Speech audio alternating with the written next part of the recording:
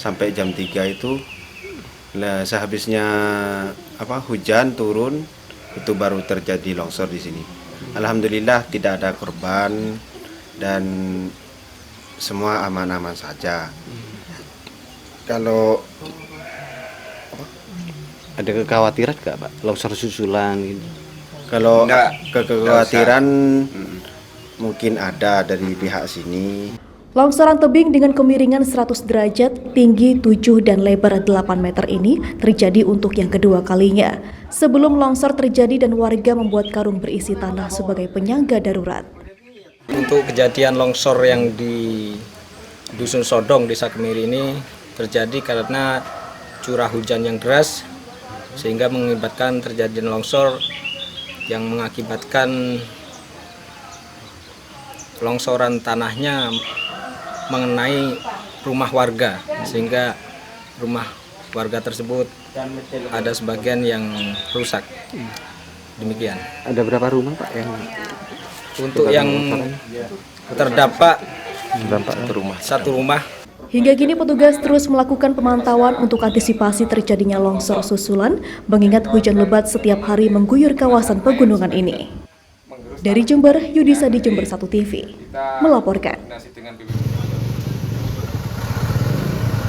Untuk mendatangi lokasi SD Negeri Gelang 7 yang ada di daerah terpencil lereng pegunungan di Kecamatan Sumber Baru, Jember, Kapolres Jember AKBP Heri Purnomo beserta Muspika, pemerintah desa, relawan dan awak media harus menempuh akses yang sulit berupa jalan berbatu di kawasan perkebunan yang berjarak sekitar puluhan kilometer dari kawasan kota.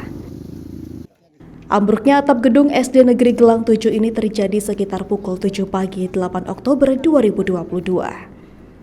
Terlihat genteng dan material lainnya luluh lantak. Rangka atap berbahan galvalum atau baja ringan juga tampak mengalami kerusakan, termasuk sebagian tembok dan pilarnya. Tingkat kerusakan atap yang ambruk ini tergolong sangat signifikan, karena terjadi sekaligus pada ruang kelas 1 hingga kelas 4. Beruntung kejadian ini terjadi di hari libur sekolah sehingga tidak sampai menimbulkan korban. Setelah meninjau langsung ke lokasi kejadian, Kapolres Jember AKBP Heri Purnomo akan mengirimkan tenda untuk kegiatan belajar mengajar darurat sampai kondisi sekolah kembali kondusif.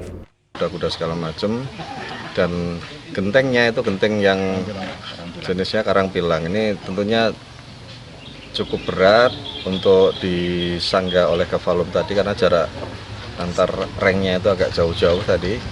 Nanti akan kita usulkan ke Pak Bupati supaya nanti bisa segera dibantu untuk diperbaiki. Untuk tahap awal nanti akan kita siapkan tenda dari Polres, 1 tenda. Tadi juga dari BPBD sudah dikontak.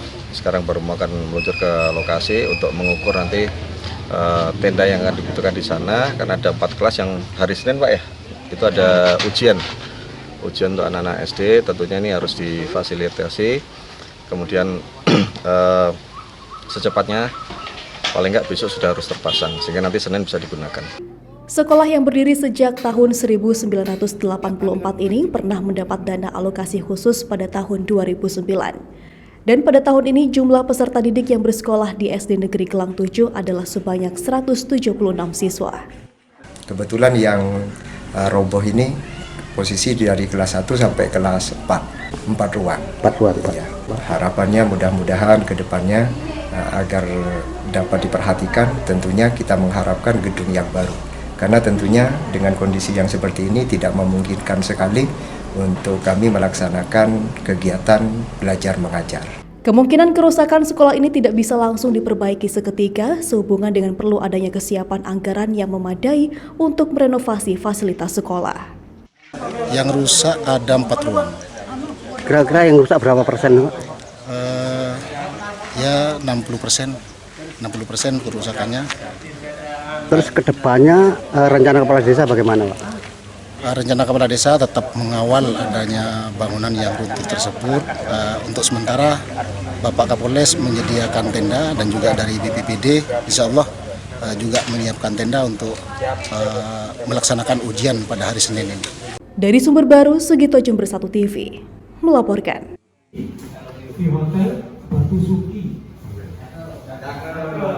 Masih maraknya aplikasi pinjaman online tak berizin atau lebih dikenal pinjol ilegal membuat OJK terus bekerja keras untuk melakukan pengawasan. Apalagi pinjol ilegal tersebut sangat berdampak buruk kepada masyarakat karena masih banyak yang menjadi korban pinjaman online sampai saat ini. Menurut Kepala OJK Jember Hardi Rofik, pihaknya terus melakukan pengawasan terhadap aplikasi pinjaman online ilegal. Ia mengaku tindakan OJK pun sudah lebih tegas, yakni langsung membawa kasus pinjol ke ranah hukum. Hal ini sangat berbeda dibanding sebelumnya yang hanya menutup dan memblokir saja. Namun sekarang OJK akan langsung melaporkan ke pihak berwajib.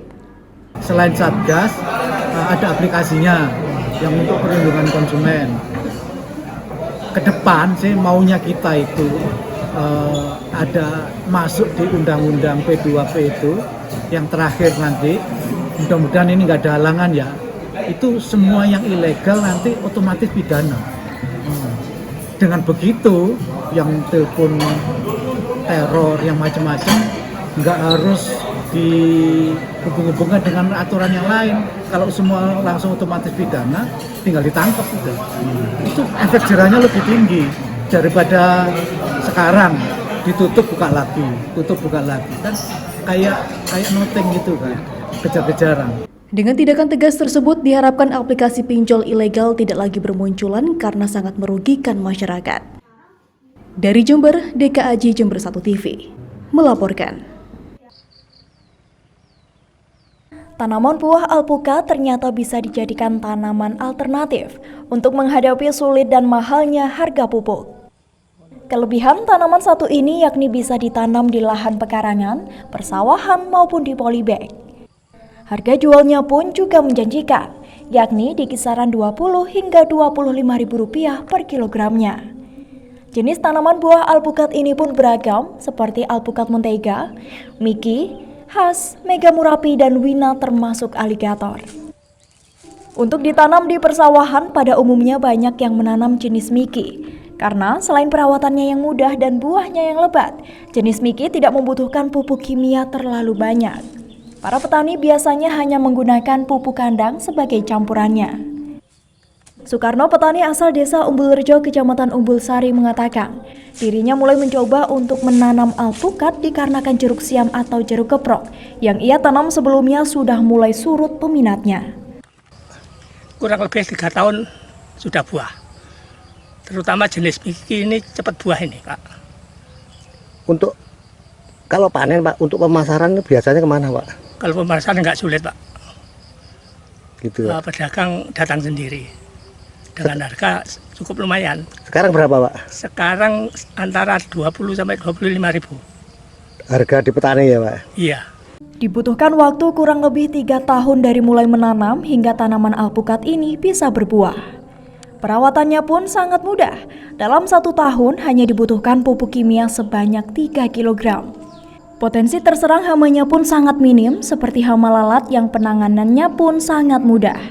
Untuk pengobatan insektisida, petani banyak menggunakan dengan campuran limbah ternak dan disemprotkan. Dari Umbulrejo, Umbul Sari, Sukito Jember 1 TV melaporkan. Kebetulan bapak-bapak semua yang Menindaklanjuti dibukanya prodi produksi media tersebut, Polije menjalin MOU atau nota kesepahaman bersama sejumlah perusahaan media, salah satunya Jember 1 TV yang berada di bawah perusahaan induk PT Jember Vision. Digandengnya Jember 1 TV sebagai partner Polije diharapkan bisa membantu dalam hal publikasi kepada masyarakat tentang apa saja potensi dan inovasi teknologi yang dikembangkan oleh Polije.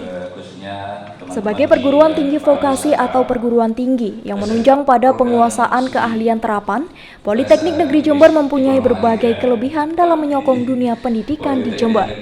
Di mana selain materi pendidikan formal, Polije juga memiliki keunggulan pendidikan praktek langsung baik. Selain kerjasama publikasi dengan MOU ini, juga diharapkan perusahaan media nantinya bisa membantu mengembangkan prodi produksi media ke depannya. Ya, jadi baik, ini sebenarnya bagian dari rangkaian kerjasama polisi dengan media, yang salah satunya adalah dituangkan dalam bentuk aktivitas kegiatan MOU yang secara formal ini menguatkan bahwasanya memang ada kerjasama antara polisi dengan beberapa media, khususnya di Kabupaten Jember yang ekspektasi ruang lingkupnya cukup besar ya di masing-masing media tersebut. Salah satu tujuannya adalah memang polisi punya rencana sudah tertuang di dalam Restra Polisi untuk penyiapan pendirian program studi sarjana terapan produksi media sebagai penciri perguruan tinggi vokasi, salah satunya adalah polisi. Setiap usulan program studi baru harus mendapatkan rekomendasi dan mendapatkan poin kerjasama secara real dengan industri yang inline dengan program studi tersebut. Nah, berangkat dari itu, karena yang kita usulkan adalah program studi produksi media, sudah barang tentu kami harus melibatkan seluruh media, khususnya yang ada di lingkungan Politeknik Negeri Jember. Besar harapan kami ke depan, kehadiran program studi baru benar-benar lahir karena memang kerja bareng antara polisi dengan industri media. Pihak Jember 1 TV mengapresiasi langkah Polije menggandeng perusahaan media dalam mengembangkan kampus. Jember 1 TV pun berkomitmen mendukung seluruh potensi yang ada di Polije melalui publikasi langsung yang harapannya bisa menjadi sebaran informasi positif bagi masyarakat. Sementara itu, di sisi lain Jember 1 TV kini juga terus mengembangkan jaringannya. Selain di Jember, pelanggan channel Jember 1 TV juga bisa dinikmati di wilayah Kabupaten Bondowoso dan Kabupaten Banyuwangi. Ya, terima kasih. MOU ini sangat memberikan satu perluasan dari program-program yang ada di PT Jember 1 TV. Artinya Jember 1 TV ini harus mensupport semua aktivitas lembaga pendidikan yang ada di Jember yang kompetensinya ada hubungannya dengan pertelevisian, media khususnya, maka kita harus memberikan ruang secukupnya untuk itu. Terkait jaringan nanti seperti apa Pak? Khusus di khusus Jember 1 TV ini, dengan demikian nanti tugas kita menginformasikan bahwa adanya program pendidikan yang baru dibuka oleh Polije ini kepada seluruh masyarakat yang ada di wilayah Tapal Kuda, khususnya di wilayah Jember, Bondowoso, dan Banyuwangi. Nah, otomatis dengan kita informasikan lewat Jember 1 TV ini, maka program ini akan diketahui dan bisa dinikmati oleh seluruh warga Jember, Bondowoso, dan Banyuwangi. Dari Jember, Yudisadi, Jember 1 TV, melaporkan.